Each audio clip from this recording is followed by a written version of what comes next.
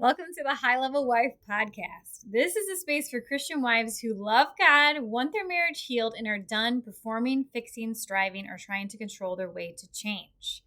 Here we're going to talk about marriage God's way through right order, surrender, heart posture, and spirit-led transformation. This is not self-help, it's discipleship.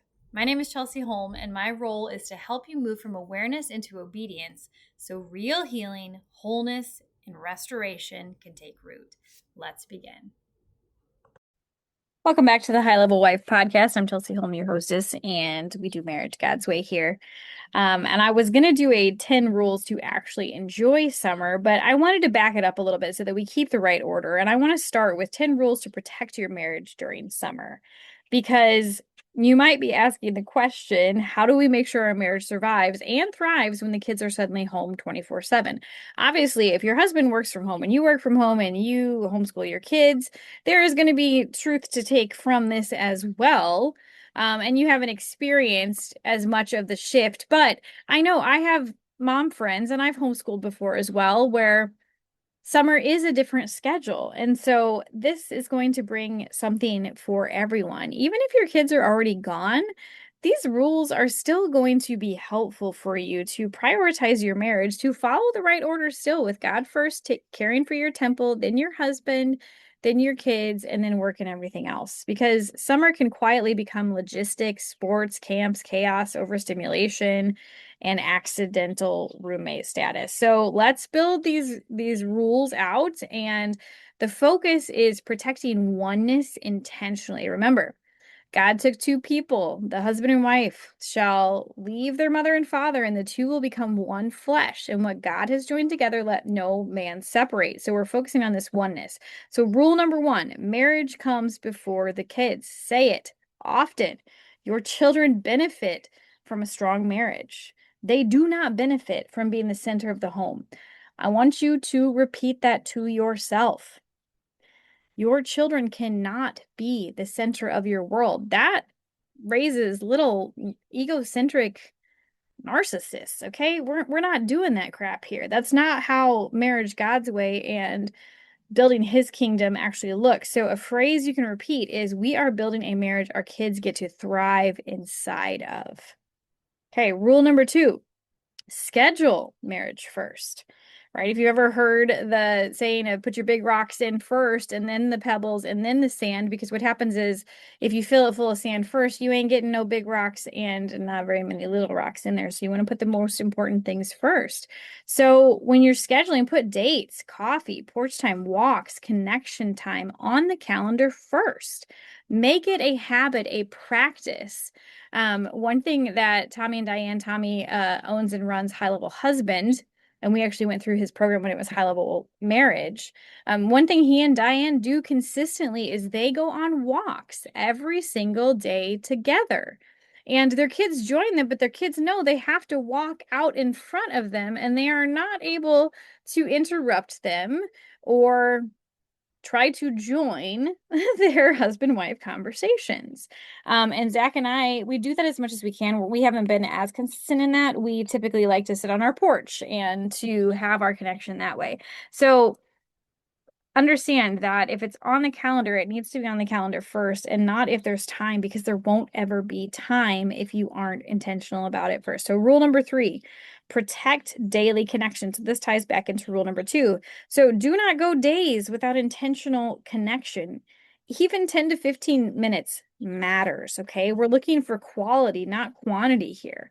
So this could be bedtime conversation or prayer together in the morning before he leaves for work. Or heck, you could even call him at work if he has a lunch, and you guys could use that as your time, or maybe as he's driving home, whatever that looks like for you guys, or starting your morning with coffee together. Our current routine and schedule does not allow for that, because my husband is getting up very early and leaving so that he has time to get his workout in and study with the Lord and getting prepared before he starts his work day. So we've had to make adjustments for what that's going to look like for us. But for us, we typically now in summer especially, and we did through the school year as well, we have our intentional time of sitting on the porch and really just talking and connecting, and not talking about just all the things that don't matter, like schedules or routines or any of that, but like talking about the things that actually matter. So, rule number 4, kids do not interrupt marriage conversations. So, we need to create healthy boundaries with our kids that you could say, Mom and Dad are talking, or explaining, wait your turn, or just simply respecting adult conversations. We have to teach our kids these things. Otherwise, we're working on this with our youngest, because he seems to not have any understanding that if other people are talking, we don't just talk over them, right? Or we don't just say mom until we're heard, right? We have to teach him what to do. And what this does is it teaches respect for marriage, right? Marriage is an institution designed by God. And the two people he put in it have specific functions. Like this is an institution by God. So we need to teach our kids to have respect for it. Rule number 5, continue dating your spouse. Do not accidentally become camp counselors, right? Think of a camp counselor. What do? They're hurting the children all over the place. They're getting them from point A to point B. They're putting together activities and carrying out those activities, and you get the idea, right? We don't want to be that in the summer. We need to continue flirting and touching and laughing and pursuing each other and enjoying each other, right? Delighting in one another and letting your spouse delight in you. We do it on purpose. Rule number 6, protect intimacy intentionally. Summer often destroys intimacy because of exhaustion or later bedtimes or constant kid presence. So be proactive about this, not reactive. If you don't intentionally make the space for it, then it's not going to happen, right? Especially for moms that are always like having all these things on their mind at all times of getting people places and on and on and on and on and on, right? We have to create the space and the energy for that. That could be as simple as like, hey, this time in this place, or hey, like we have a general idea of we'd like to be intimate at least, one time a week, 2 times a week, 3 times a week, 4 times a week, 5 times, 7 times. I mean, whatever it is for you guys that you have agreed upon together. So then it's not as rigid, but you have the time and space. I actually was just reading something yesterday about um the lie behind sleep and how it's not what we've thought it was. Now, I don't know. I didn't look into the research or the studies on this, but it was talking about how a lot of times in the past, in history, um, people would wake up in the middle of the night, like those hours between 1 and 3, and that's when like their most creative time was. And also it was their time when they would have like they would practice intimacy in their marriage. And I was like, huh, I never thought about that. So I don't know. I don't know. Maybe there's some validity to that. And maybe that would be great because like what else is going to be interrupting your schedule between 1 and 3 a.m., right? Like nope, we ain't got nothing on the calendar for that time, so maybe we should. All right, rule number 7. Don't make your spouse your co-manager only because many couples become operations teams and nobody wants to function like this, right?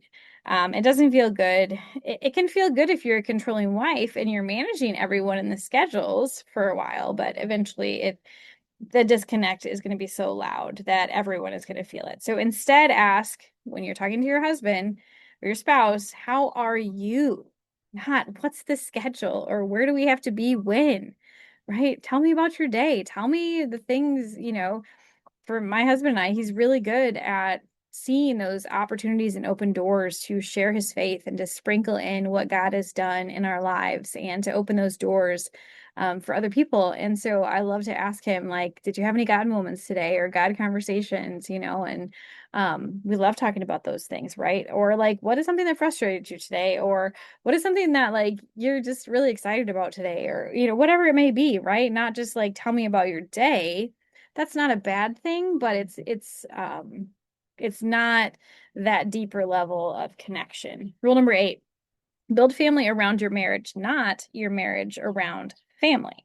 So we don't have as much of this issue because we don't live super close to family, but a lot of people do. right? And so you need to ask, like, what protects our marriage, and then build family rhythms around that. So when you're interacting with other family, maybe you establish set times of like, this is this time, this day is, when we all hang out and when we all, whatever, or like this is whatever. It can look like anything for you, but just being aware of that like summer could be a time where external family becomes more of a priority, and just to be aware of it and to build rhythms and schedules around that as well. Rule number 9, present a unified front, because understanding your kids are going to naturally test your consistency, boundaries, and leadership, and discuss the rules, the screens, the consequences, the expectations, and do this together.